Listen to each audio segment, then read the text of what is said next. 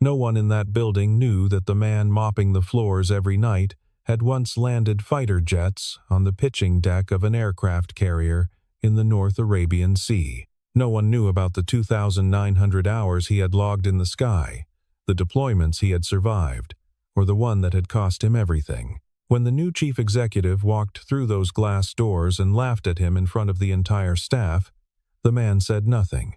He kept his mop moving in slow, even strokes. But a few days later, when a catastrophic aviation failure threatened hundreds of lives and every trained expert in the building stood frozen with panic, there was only one person who knew exactly what to do, and he was wearing a janitor's uniform. The Hargrove Aerospace Solutions Tower rose 32 stories above downtown Columbus, Ohio. Its glass facade caught the morning light in a way that made the building look almost proud of itself. Inside, on any given weekday, hundreds of engineers, analysts, project managers, and executives moved through its corridors with a sense of purpose that bordered on urgency. Aviation was serious business. Every hallway, every conference room, every whiteboard covered in equations carried the weight of that seriousness. Nathan Cole arrived every night at 10 minutes before 8. He parked his 12-year-old pickup truck in the employee lot furthest from the entrance, not because he was required to, but because the walk gave him time to settle into himself before the shift began. He was 40 years old, lean in the way that came not from vanity but from years of physical discipline, and he moved with a quietness that most people in the building had stopped noticing. His hair was a dark brown, gone slightly early at the temples, cut short and clean. His eyes were a pale, steady gray that seemed to be permanently set at some middle distance, as though they were accustomed to scanning horizons rather than hallways. His uniform was dark navy, pressed despite its age. The patch on the left breast read Hargrove Facilities in yellow lettering. His work boots had been resoled once. He carried his equipment with the same economy of motion that characterized everything he did. Nothing wasted, nothing rushed, nothing careless. The night shift in a building like Hargrove was its own kind of solitude. Most of the offices emptied by 7 in the evening. The engineers stayed latest, sometimes past midnight when a project was running hot. But by the time Nathan moved through the upper floors with his cart, the corridors were mostly quiet. He worked methodically, floor by floor, room by room. He emptied the waste bins. He wiped down the surfaces. He ran the buffer over the polished concrete floors in long, steady arcs. The younger members of the facilities team sometimes tried to make conversation with him during break times. He was pleasant enough when spoken to, but he never initiated. He never complained. He was simply there, doing what needed to be done, consistent as a clock. The administrative staff on the 16th floor had taken to calling him Ghost, not to his face, but in the way that office workers develop private language for the people they see every day but never truly see. There was one thing, though, one small habit that the sharper observers on the overnight security desk had noticed over the past 2 years. Whenever Nathan passed through the main lobby atrium, where Hargrove kept a collection of scale aircraft models mounted in a long glass case, commercial jets, early biplanes, a sleek prototype fighter that the company had consulted on 20 years prior, he would slow his pace. Not stop, not stare, just slow, as though some gravity pulled at him. His eyes would move across the models, with a kind of recognition that was different from curiosity. It was the look of a man seeing old photographs of people he used to know. No one asked him about it. Why would they? There was also a small scar on his left wrist, a thin white line, 3 inches long, running parallel to the tendons. He kept it covered with the sleeve of his uniform jacket, even in summer. He never mentioned it. No one ever asked.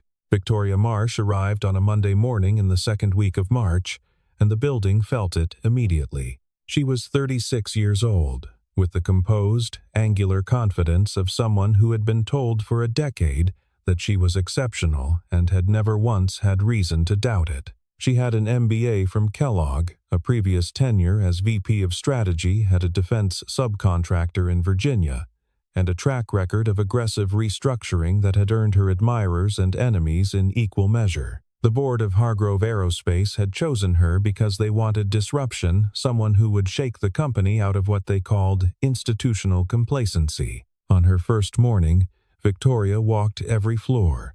She shook hands firmly, held eye contact, smiled at the right moments. The senior engineers were cautiously impressed.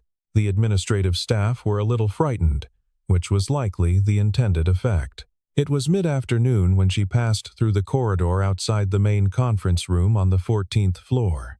The afternoon light was low and angled, throwing long shadows across the polished floor. Nathan was there, working the buffer along the baseboard near the conference room door. The buffer had caught slightly on a seam in the flooring, and Nathan had paused to examine it, crouching down with a small flashlight. In the pause, the water reservoir on his cart shifted. A thin line of soapy water traced itself across the floor, stopping a few inches from where Victoria stood. Victoria looked down at the water. Then she looked at Nathan, still crouching. Then she looked at the small group of department managers following in her wake, 4 of them, notepads in hand, watching. "Is this the standard of maintenance we're running here?" Victoria said.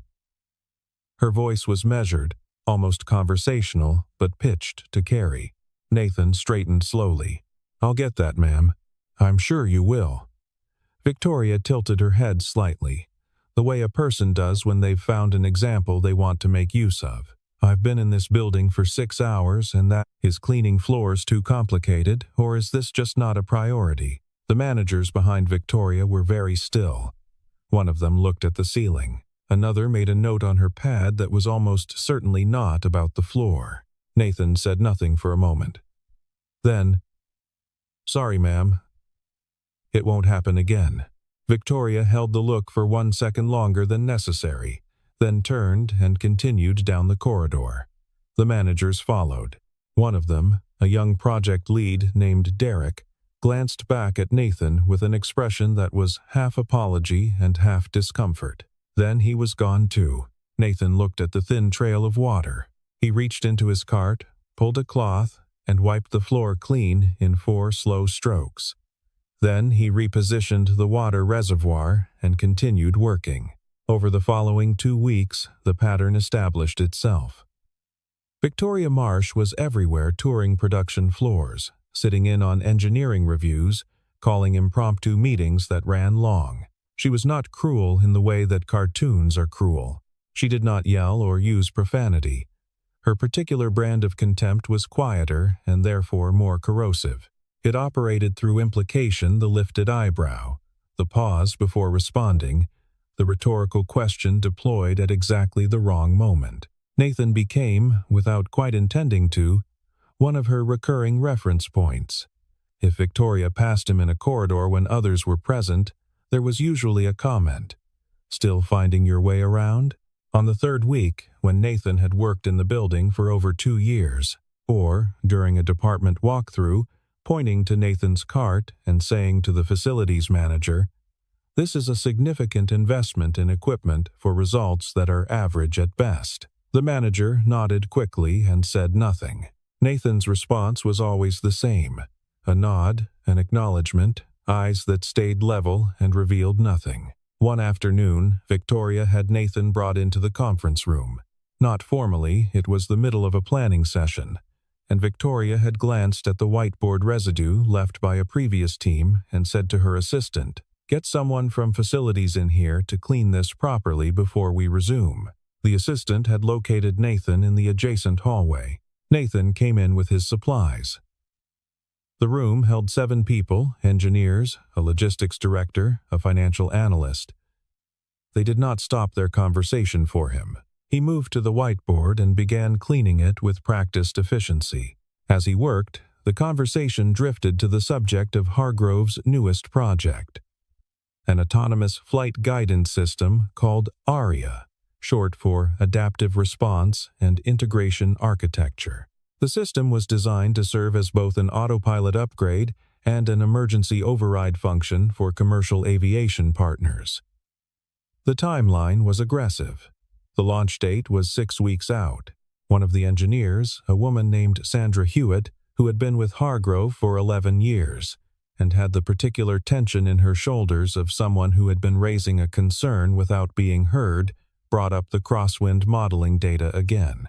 She said the simulation results under certain wind shear conditions were showing response lag that exceeded acceptable safety margins by a measurable degree. The financial analyst said the timeline could not be moved. Victoria said that the simulations were conservative by design, that real-world performance almost always exceeded simulated benchmarks, and that the engineering team had a tendency to over-index on edge-case scenarios at the expense of commercial momentum. Sandra pressed once more. She said the edge cases she was referring to included standard approach conditions at several major airports in the southeastern United States during spring weather patterns. Victoria said she appreciated the diligence and that the team should document their concerns through the proper risk assessment channels. Nathan had finished cleaning the whiteboard 2 minutes earlier. He stood for a moment longer than he needed to, his cloth in his hand, looking at the projection screen where a simplified diagram of the ARIA interface architecture was displayed. Something about the branching decision logic in the crosswind compensation module held his attention for a fraction of a second longer than it should have. Then he picked up his supplies and left the room.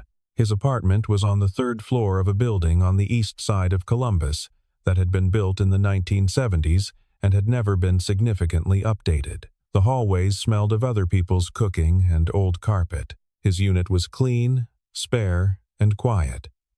A narrow kitchen, a living room with 1 chair and 1 lamp, a bedroom with a made bed and a small nightstand. In the closet, on the top shelf, behind a folded wool blanket, sat a box with a removable lid. Nathan almost never opened it.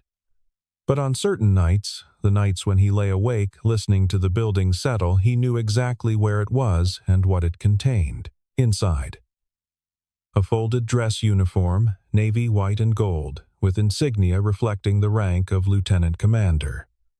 A set of gold aviator wings, a photograph in a paper sleeve, a younger Nathan standing on the deck of a carrier in the flat gray light of the Arabian Sea, one hand on the fuselage of an F/A-18, squinting into the wind. He was smiling the way that men smile when they are doing exactly what they were built to do. There were other things.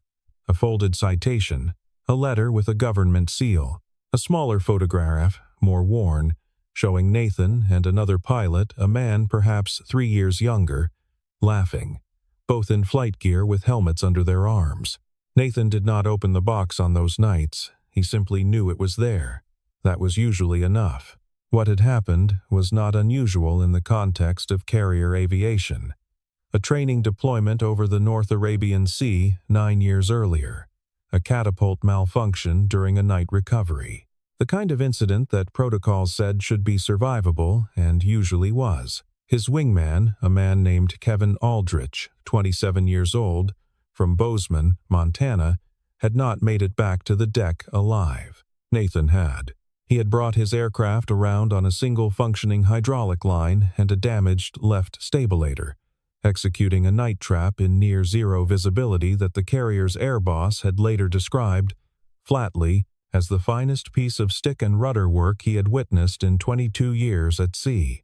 The landing had damaged the aircraft's nose gear and had left Nathan with a fractured forearm, 2 cracked ribs, and a scar on his left wrist where the instrument panel caught him during the wire arrest impact. The Navy had called it exceptional airmanship.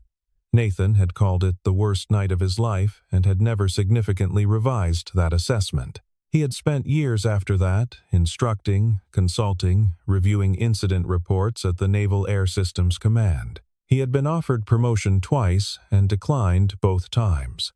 Eventually, he had put in his papers and left. The reasons he carried inside him were heavier than what fit into official documentation. He had drifted. Odd jobs, a short-term contracts firm, eventually the facilities posting at Hargrove. He had taken it because it required very little and offered very little in return, an arrangement he found, for reasons he did not examine too closely, to be sustainable. The ARIA Systems public demonstration was scheduled for a Tuesday in late March. It was to be a controlled flight test, a modified regional turboprop aircraft outfitted with the full Aria suite, flying a 30-minute route over Lake Erie and back under simulated autopilot conditions. The testing team was small. 2 engineers from the software integration group, a Hargrove project director, and a contracted flight crew. The event was being treated partly as a technical milestone and partly as a preview for a delegation of potential airline partners who were visiting the following week. 3 days before the scheduled test, Nathan was making his way along the second-floor corridor past the systems integration lab when he heard Sandra through the half-open door. She was on the phone, her voice low and taut. She said the latest crosswind response data from the final pre-test simulation had not improved. She said the lag in the secondary compensation algorithm was still there. She said she had filed the risk assessment as instructed and had not received a substantive response. Nathan paused in the corridor. He stood for a moment. Then he kept walking, but he did not sleep well that night. He lay in his narrow bed and looked at the ceiling and thought about the diagram he had seen in the conference room. He thought about the branching decision logic. He thought about the particular way that aircraft behave when 2 conflicting control inputs arrive within the same processing window, and about what happens when a system designed to resolve that conflict is running on an algorithm, with a response delay measured in fractions of a second that, under certain precise conditions, compounds. He had seen it before. Not in a simulation. In real air, on a real deck, with real consequences. The next morning, which was technically his day off, Nathan drove to the Hargrove building. He did not go to the facility's entrance. He went to the main lobby, where the security desk confirmed his employee badge and looked mildly confused about the hour. He asked the desk attendant which engineer from the Aria team was currently in the building. Derek, the young project lead who had looked at him with that half-apology expression 2 weeks earlier, was in his office on the 9th floor. He looked up from his monitor when Nathan appeared in his doorway, and his expression cycled through surprise, recognition, and then a careful neutrality. "Mr. Cole," he said, "can I help you with something?" Nathan stepped inside the office. He stood with his hands at his sides and said, carefully, "The crosswind compensation module in your secondary control loop, it has a timing vulnerability. Under direct crosswind conditions above 30 knots with simultaneous vertical shear, the response lag in the secondary algorithm creates a control input conflict that the primary system will try to resolve by defaulting to last known heading. In a real approach, that default will last approximately 1.4 seconds. That's long enough to push an aircraft outside a safe correction envelope." Derek stared at him. "I've seen the diagram," Nathan said, "from the conference room. 2 weeks ago." Derek was quiet for a moment. Then he said, "How do you—" He stopped.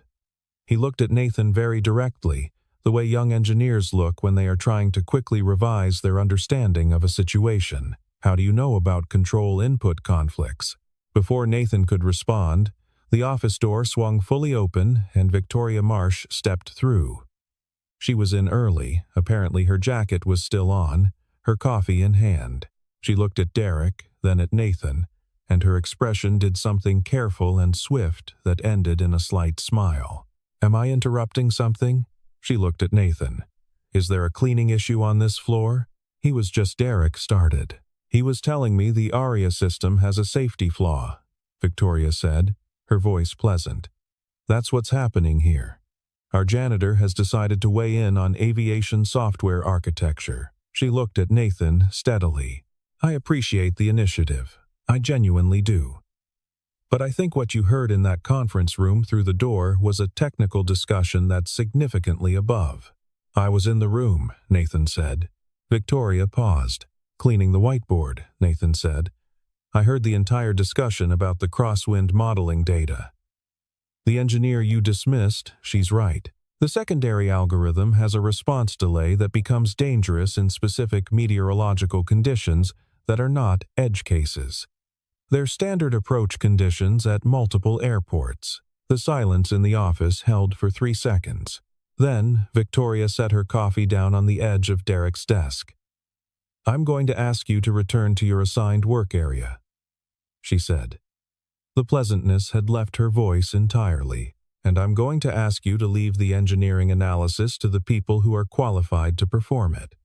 Are we clear?" Nathan looked at her for a moment.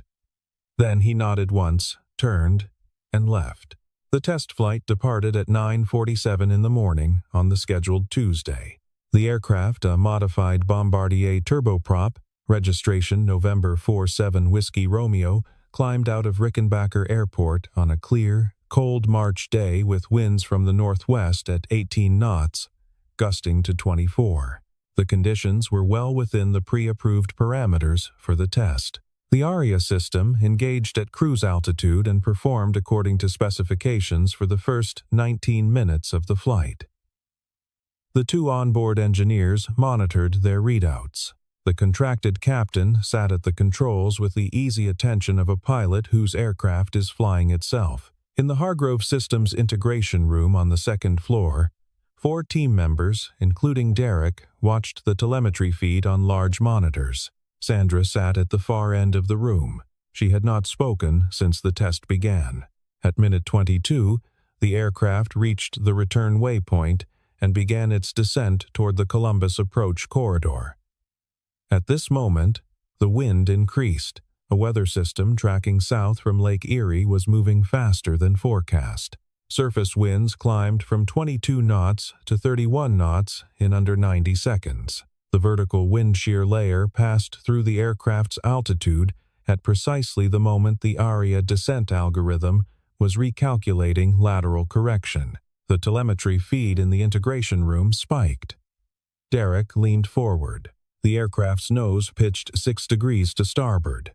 The ARIA primary system sent a correction input. The secondary algorithm, encountering a conflicting heading datum from the shear-displaced GPS signal, entered its resolution protocol. The response lag 1.3 seconds in the actual hardware environment created a gap during which both control inputs attempted to execute simultaneously. The aircraft rolled 18 degrees to port in 2.1 seconds. The captain grabbed the controls. He was experienced 2,000 hours of type experience, but the combination of an unexpected roll at partial descent speed and the immediate uncertainty of whether ARIA was attempting to override his correction introduced exactly the kind of hesitation that costs altitude and options. He called out to the engineer beside him. The engineer was looking at his readout display with an expression past alarm and into something closer to paralysis. In the Hargrove integration room, the room went quiet in the specific way that rooms go quiet when everyone present realizes simultaneously that something is genuinely wrong. Derek was already on his feet. 2 team members were talking rapidly at their stations. Sandra had her hand pressed flat against the edge of her desk. On the audio feed, the captain's voice came through, controlled but tight. "ARIA is fighting me on heading correction. I'm attempting manual override, not confirming disengagement. Requesting ground guidance." The Hargrove Systems director looked at the communications console and then at Derek with an expression that meant the same thing as it always means. "What do we do?" Derek picked up the radio. He was not a flight operations specialist. He knew the software. He did not know what to tell a pilot who was fighting an autopilot system at partial descent altitude with asymmetric roll dynamics and wind shear in the correction envelope. He opened his mouth. He closed it. The aircraft had descended to 4,800 feet. Sandra turned from the monitor and walked to the door of the integration room. She walked fast down the corridor to the facility's storage room on the second floor, where she had seen Nathan's cart parked 40 minutes earlier. He was there. He was sitting on an overturned bucket with his back against the wall, apparently reading something. He looked up when she came through the door. "There's a problem with the ARIA test flight," she said. She was breathing quickly. "The exact failure mode you described. The captain is fighting the system at partial descent with wind shear. Derek is on the radio, and he doesn't know what to tell him." Nathan was on his feet before she finished the sentence. He walked into the integration room behind Sandra, and no one said anything because there was no time. He was wearing his Navy facilities uniform. He moved to the main communications console and placed his hands on the edge of the desk and looked at the telemetry feed for 5 seconds in absolute silence. Then he picked up the headset. November 47 Whiskey Romeo. This is Hargrove Ground. I have you on telemetry. I need you to confirm your current area mode status. Is your mode control panel showing autopilot disengaged? 3 seconds of static. Then the captain's voice. Negative, ground. MCP shows AP active.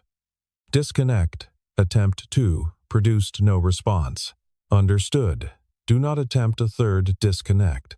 At your current speed, a hard AP disconnect will produce uncommanded pitch.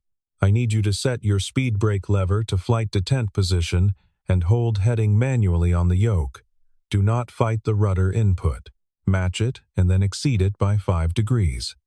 The system will interpret that as pilot authority override and soft disengage the heading hold function within 8 to 12 seconds. Say again the speed brake setting. Flight detent. Not deployed, not retracted. Flight detent. It changes your drag profile enough to shift the AP's energy management calculation. It buys you the soft override. A pause. Then, speed brake to flight detent. Confirmed. Matching rudder, adding 5. Holding. In the integration room, the telemetry feed showed the aircraft's roll stabilizing. The oscillation dampened. The heading indicator steadied. Nathan watched the altitude readout. 4,200. You have plenty of room. Keep your heading. I want you to set the autopilot mode selector to heading select only single function, not coupled. That will isolate the heading hold loop from the descent algorithm and stop the conflict. Then execute a standard manual approach. You will not need ARIA for the remainder of this flight. Heading select only. Copy. A pause. Getting a green on heading select. Descent algorithm appears isolated. Aircraft responding. Good. Fly it home, Captain. You've got a normal airplane. Another pause. When the captain came back, his voice had shed some of its tightness. Copy that, ground. We're establishing approach. Nathan set the headset down on the console. The integration room was completely silent.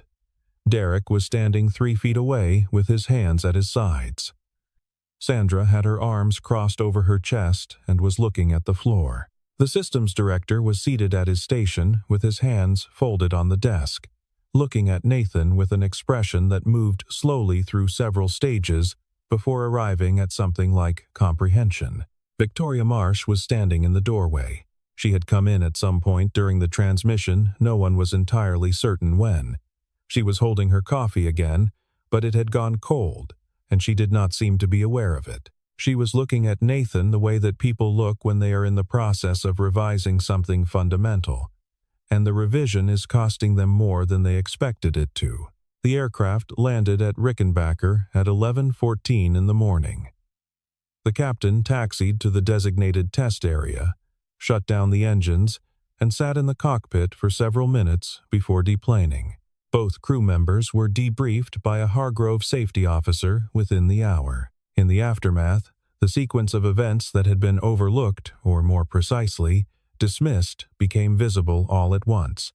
The way that certain things only become visible from the other side of a crisis. Derek pulled Nathan's employee file, which connected to an onboarding personnel record, which connected to a background verification that listed prior employment as United States Navy and a service record summary that had been submitted as part of the standard facilities hiring process 2 years earlier. The summary was 3 lines long. It listed his rank, his years of service, and his specialty designation, which read, Naval Aviator, Fixed-Wing Carrier Aircraft, Advanced Systems Qualification. It listed his total flight hours as 2,941. Derek printed the page and walked it down to Victoria's office.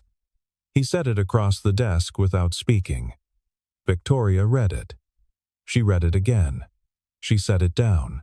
She sat behind her desk for a long moment with her hands flat on the surface, looking at nothing in particular. It was not the flight hours that affected her most. It was the date of separation from military service 9 years ago, and the thought of what it might mean for a man with that record to have spent the past 2 years mopping floors. What kind of weight a person would have to carry to arrive at that choice. What it might feel like to carry it in silence while someone like Victoria Marsh made jokes about it in front of an audience. She sat with the personnel record in front of her and thought about the word she had used, the janitor. The inflection, the slight pause before it, to make sure people understood that it was a category rather than a name. 2,941 hours. She picked up her phone and called her assistant and asked her to arrange an all-staff meeting for the following morning. The meeting was held in the main atrium on the ground floor. Approximately 240 people were present, most of them uncertain about the agenda. Nathan was there because he had been specifically asked to attend. Derek had sent him a message the evening before, formal in a way that felt deliberate. Victoria stood at the front of the room. She did not have notes. She had thought about what she wanted to say for most of the previous night, and had decided that notes would give her something to look at other than the people she needed to face. She began by describing what had happened on the Aria test flight in factual terms. She described the failure mode, the timeline, and the outcome. She said that the failure had been preventable, that a structural concern had been raised through proper channels and had not received the response it warranted, and that this was a failure of her leadership. She said that concern had been raised by Sandra Hewitt, and that Sandra's analysis had been correct. She said that, when the critical moment came, the person who had known what to do and who had in fact attempted to communicate his concerns days earlier and been publicly dismissed was Nathan Cole. She turned and looked at Nathan, who was standing near the back of the room against the wall in his facility's uniform. "I owe you a direct apology," Victoria said, "in front of the people who were present when I treated you with contempt and in front of this entire company." She paused. Her voice was steady, but the effort that steadiness required was visible to anyone paying attention. "I made assumptions about your value based on what you were wearing and what job title appeared on your badge. I was wrong, and I said things to you that were demeaning, publicly, more than once. I am sorry." The 240 people in the atrium were completely still. Nathan looked at her from across the room. His gray eyes were the same as they always were, calm, set at that middle distance, revealing nothing and judging nothing. He said, "Everyone deserves to be seen." 5 words. The atrium held them. Victoria nodded once, slowly, like a person accepting something she had no grounds to refuse. In the days that followed, the Hargrove Board initiated a formal safety audit of the ARIA program. The test timeline was suspended pending a complete review of the crosswind compensation module. Sandra's risk assessment was retroactively elevated to critical status, and she was asked to lead the remediation engineering team. Derek restructured the internal reporting protocol to include a mandatory executive response window for safety-critical concerns. The board extended a formal offer to Nathan Cole, an invitation to serve as Senior Aviation Safety Advisor to the ARIA Development Program, a role created to embed practical operational experience into the software design review process. The compensation was substantial. The position was meaningful in a way Nathan had not experienced in a long time. He read the offer twice. He made coffee and sat with it through the better part of an evening. Then he called the board representative and declined. What he had done on the day of the incident was something he had done because it needed doing, not because he was searching for a way back into a world he had closed behind him. He was grateful the captain and crew were safe. He wished the program well. She told him the offer would remain open. He thanked her and said he understood. Spring came to Columbus in the last week of March, earlier than usual. The trees in the parking lot behind the Hargrove Tower put out small green leaves that caught the morning light in a way that was quietly remarkable. Nathan's shift started at 8 in the evening, as always. He parked his truck in the far lot and walked across the asphalt toward the entrance.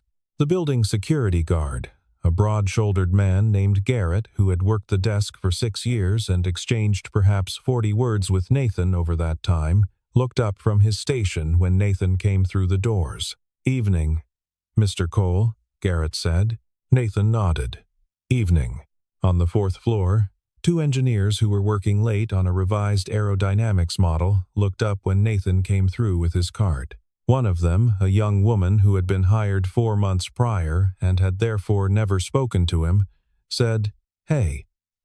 "Good evening," without looking away from her screen, the way people say good evening to colleagues in offices all over the world.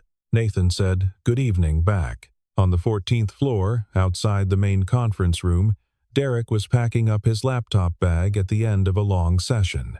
He saw Nathan coming down the corridor and stopped. He didn't say anything for a moment. Then he said, "Thanks again. For everything." Nathan looked at him. He gave a small nod, not dismissive, just settled. Then he moved past. He worked his way through the building in the same order he always had, the same economy of motion, the same quiet competence. He wiped the surfaces. He emptied the bins. He ran the buffer along the floors in long, steady arcs.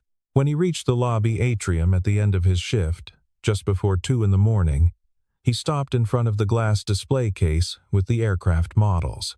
He stood there in the low light, the lobby lit only by the ambient glow of the security desk and the distant city through the glass facade, and he looked at the scale model of the FA-18 that had been there since before he started. He stood there for longer than usual, not performing anything, not remembering anything in a way that required resistance. Just standing. The scar on his left wrist was covered, as always, by the sleeve of his jacket. The quiet of the building was complete. Outside, the spring night held its cold and its stars and its particular indifference to the lives being lived beneath it. Nathan Cole picked up his equipment, turned off the corridor light behind him, and walked toward the exit. He had done what needed to be done. He was not looking for more than that. And on most nights, the good ones,